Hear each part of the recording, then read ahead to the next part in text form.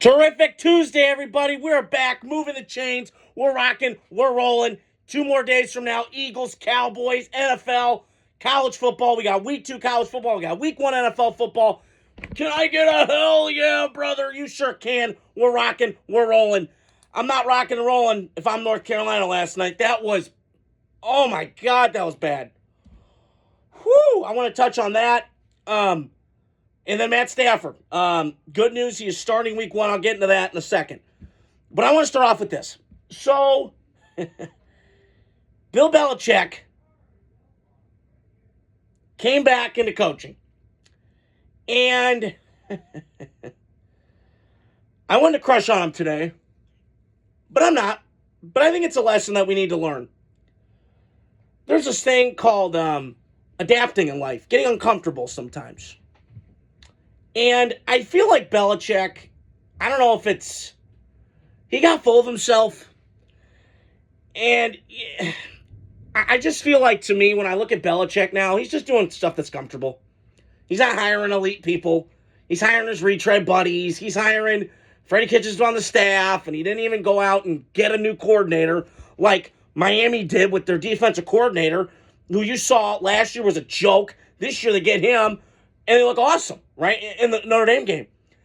And I'm watching Belichick, and it's like a staff, friends and family, like staff of coaches.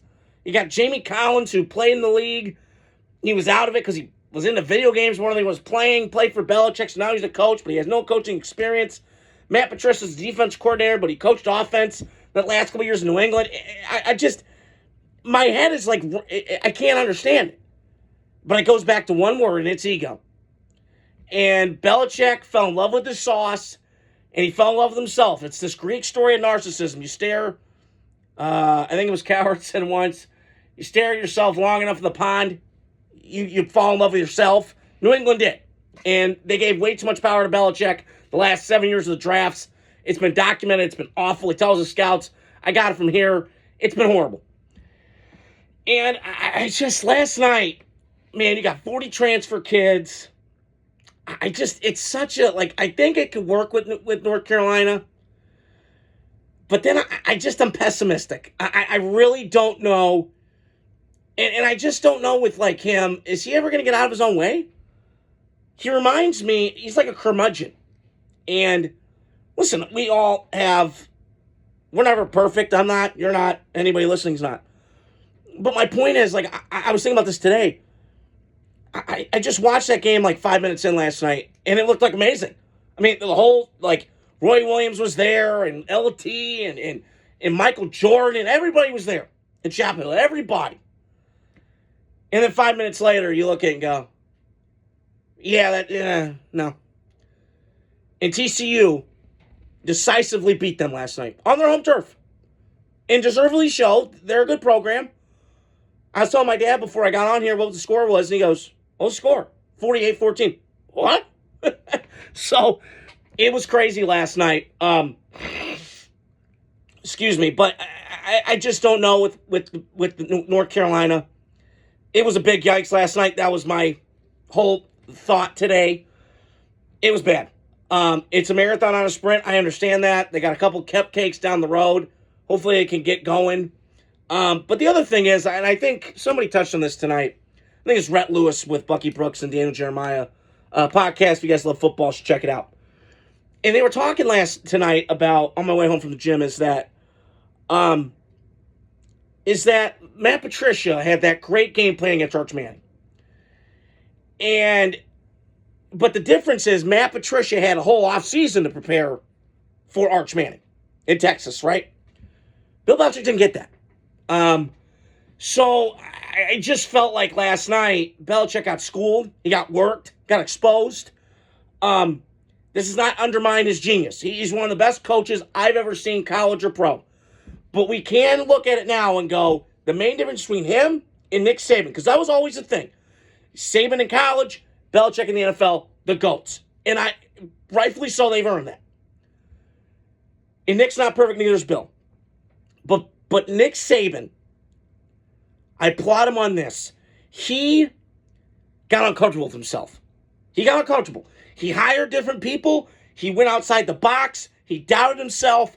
That's a great thing. And here's the other thing. Guys were kind of had checkered past, and he kind of looked past it. Lane Kiffin, punching bag, everything. Hey, we're going to help you up. Sarkisian, demons, all this other shit. Bring you in. So I just kind of feel like, to me, when I look at Alabama during Saban's run, Nick Saban went against the grain and got different people and different ideas, and he adapted, right? Excuse me. When I watch Alabama near the end, they were adaptable, right? They were defensive centric, just run the ball, old school, tough, and they still were with Nick Saban. But then they became wide receiver, running back, with offensive linemen. And they adapted. I didn't see Belichick do that. That's the one knock I have on Belichick. He just got grumpy, got curmudgeon-y, got assholey, and that's fine. But when you have Tom Brady and he's the protective shield on offense, you can focus on just defense and special teams. He's 84 and 104, and he scores 19 points a game without Brady. The proof's in the pudding. So I'm not going to jump the gun on one game, but that was hard to watch last night. And it was 20 to 7. My brother comes in my room, we're watching it, and they score that right first play in the second half, an 80-yard touchdown. I'm like, all right, bye. It's over. So it was a bad look last night, and hopefully it gets better for Belichick. I hope so. I got my doubts. Not because of the girlfriend, not because I'm petty, I'm here for entertainment. And I think it's entertaining to watch Belichick on a college sideline when, by the way, he never really cared about it his whole life. So just to keep that perspective. And TCU, that looked great last night. So just to touch on North Carolina again, very impressive, very not impressive by North Carolina. Big yikes. And they got a lot of work to do, and Belichick's got to go do some self-reflecting in the mirror, because it's bad. TCU I wanted to touch on. They're a good program. My whole life, they've always put guys in the league. Andy Dalton, beige water pistol, pew, pew, pew, pew. Red rifle, bro, pew, pew, pew. The nickname Coward gave them. They've had good teams. They obviously, a couple years ago, they had Max Duggan. They got all the way to the championship game, which we all saw what happened. Georgia was David, Goliath, there was no fight, okay? First drive, I'm like, all right, maybe, okay. And then, no, okay. So, good talk. Okay. But that was the season program last night. And by the way, this Sonny Dykes offense, I was thinking about this today, because I remember this. Sonny Dykes' dad and him, they're coaches, right? He's the son of an ex-coach. But the downside of that is he didn't want the nepotism, which I think Belichick has, because he's got 3 sons on his staff, Michael Lombardi and his kid, and it's a mess. But not about North Carolina. TCU, to me, this Sonny Dykes offense, listen, I remember when he had Jared Goff at Cal. And I remember Jared Goff put up numbers. And there's a play call that I remember. I think it was called stretch left 357 all. And what that means is, and I'm trying to draw this here, but you pull it, you slow mesh, pull it, linebacker sink, and then you hit a 3-step post, a 5, and a 7 on that concept of the route. And he ran it to perfection. And Jared Goff had a lot of success in that offense. It was air raid. It was kind of down the field. It was Mike Leach. It kind of had that tree to it. And I saw a little bit of that last night. Now, the difference is with this kind of air raid is that they can run the ball. And they ran the ball last night. Excuse me. So, I think TCU going forward, and they kind of dabbled in the portal. Not a lot, but they dabbled a little bit. A little bit of this, a little bit of that. A little 50-cent action. So, it was a great win last night for TCU. Great job for their program. They're seasoned. They've been together a long time. North Carolina, they're kind of throwing shit at the wall, making it stick. And hopefully it gets better, but we shall see. But that was what I wanted to touch on about that game. So, I got news today. Matt Stafford is returning to the Los Angeles Rams, the seasoned veteran, all-time talent. One of my favorite quarterbacks to watch in this league. Seasoned SOB, weathered, been through the mud, all this stuff. He's back. And I am happy. If I'm a Ram fan, I am elated right now. He's expected to be back week 1 after missing all that time with the back injury. Still worries me a little bit because he's had some back issues. But they better... I was thinking about this today, and I heard this on ESPN tonight when I was at the gym stretching and getting ready to go. They're playing Houston Texans week 1. That is a fearsome pass rush. DeMeco Ryans is going to send everything at Matt Stafford. Now, Matt Stafford, he's been in the league long enough. I'm sure he can figure it out and pick it apart. Because Houston's secondary, that's going to be a great matchup. A great chess piece. DeMeco's defense and that secondary with Derek Stingley and Lassiter.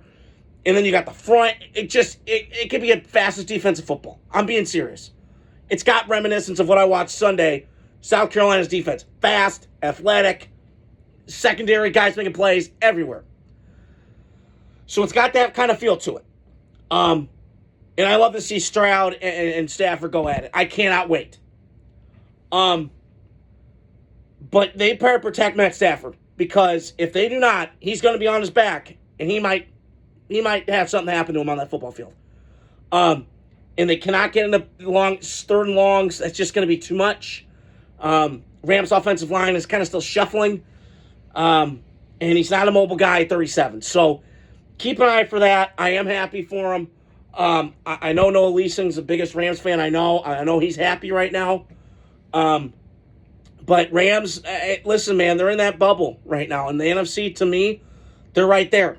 We keep forgetting they were 12 yards away from the thing. So I'm not going to jump too crazy about it.